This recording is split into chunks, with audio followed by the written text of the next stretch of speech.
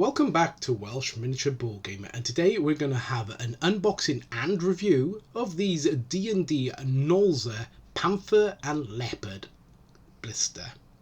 So I needed some, I needed a links, but they didn't have a links, and my local store did have this kit of a panther and a leopard for £4.50, so it seemed like a decent enough price to pay in order to quickly get a cat miniature for my wife's game of Rangers of Shadowdeep. So yeah, looking at the back of them, they look like they're going to be pretty decent looking miniatures, you know. They're always going to be a bit soft. The Nolza range are a bit soft on detail, but they usually, you know, they'll do. That's kind of what I always think of these range. They're nothing special, but they'll do. So cracking them out, first of all, we get these clear plastic bases, which I can't stand. I got a real... I don't like plastic clear bases. I suppose it works if you're playing on a play mat, because then you can see the grid, but generally speaking I don't like them. So looking at this one, yeah, he looks pretty good.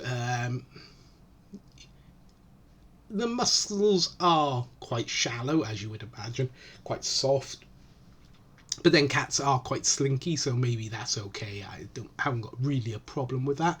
The face is okay, although those teeth do look a little bit strange, almost like snake fangs more than, you know, cat's sharp teeth like, but you know, we'll see what it looks like once we get it painted up.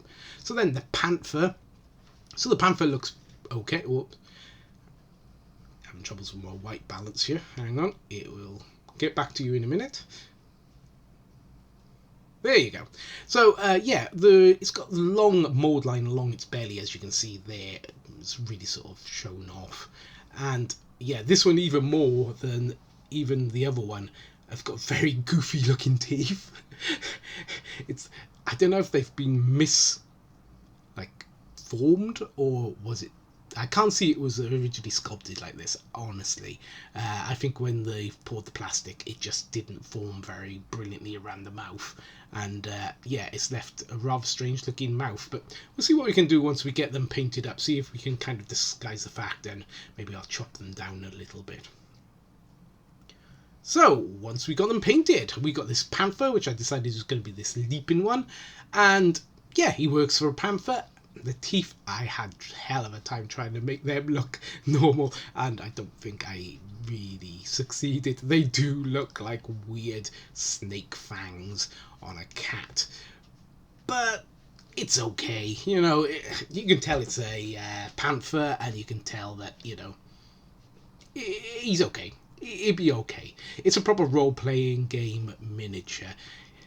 I heard it said that role players have got imagination and they can imagine what these miniatures are meant to represent, while tabletop wargamers generally want to see what this thing is. Does that make sense? Yeah, and it made a bit of sense to me, to be honest. You know, role-playing is a game of theatre of the mind, so yeah, it doesn't really matter what the miniature looks like, because yeah, it's only a representation. While wargamers generally like to see pretty things on the table.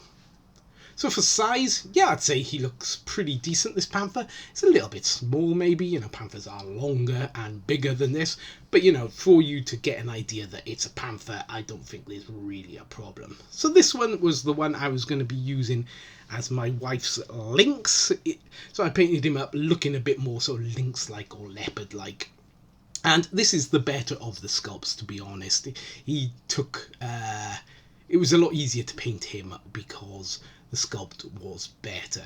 The teeth, again, are a little bit snaggly, but they're okay, and I could work around it. And I think it's going to work quite well for my wife's Rangers of Shadowdeep lynx. So, yeah. No, all in all, I quite liked this miniature, and I quite enjoyed actually painting a realistic creature, you know, an actual creature that exists. So I, you know, looked online at Google, found a picture of a leopard, and, you know, kind of went from there. And yeah, I think I did a fairly decent job, if I can just keep it still so that you can see it. Yeah, so again, looking at size, yeah, they're decent sizes. They're very similar sizes, and yeah, I quite liked painting this guy. I don't usually like painting realism, but I did enjoy painting this guy. So again, yeah, it's a little bit small for a leopard. For a lynx, actually, it's quite big. So yeah, that suits me fine, and it will work for my campaign. So if you've liked this video, maybe you'd like to consider leaving a like, or if you want to leave a comment, you can leave a comment, and I do reply to every single comment that is left on my channel. And if you want to see more from me, Welsh Miniature Board Gamer, you can always subscribe. But until next time, it's going to be goodbye from me, Welsh Miniature Board Gamer.